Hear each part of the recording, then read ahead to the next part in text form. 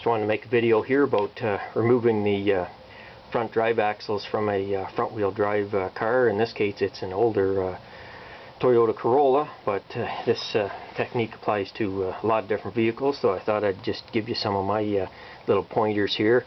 Of course, the first thing you have to do is get the big axle nut off the end, and normally you just use a big socket to do that, and an 18 or 24 inch power bar. You have the front wheel on the ground still, and have someone step on the brakes and then jump on the bar. But on a Corolla about 10 years ago, even that wouldn't work. We broke an 18 inch power bar, so we got the beast here.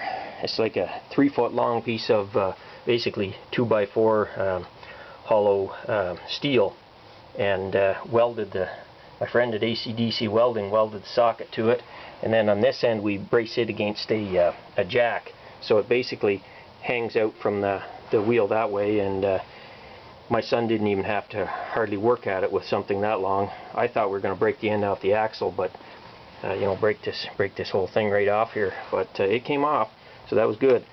So that's the first thing. You got to have a good socket to get the axle nut done. But anyway, continuing on here, that wasn't really the purpose I made the video for.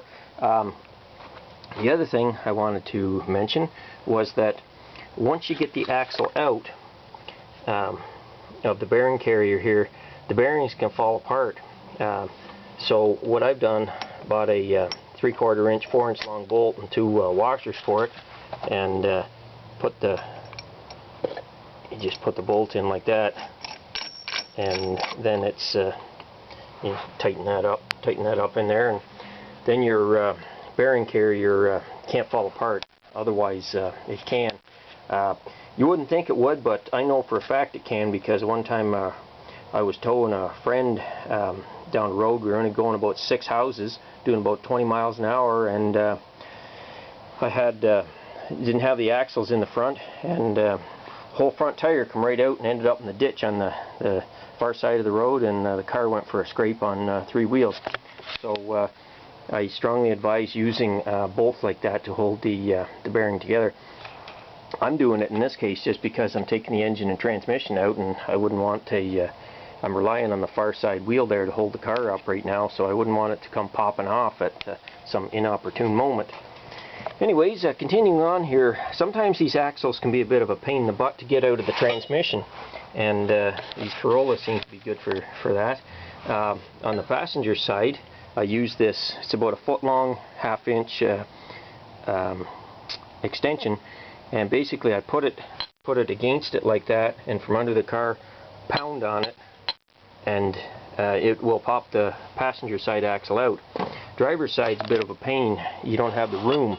So we got special tool number 427 here. It just happens to be a piece of stainless steel I found in the scrap bin.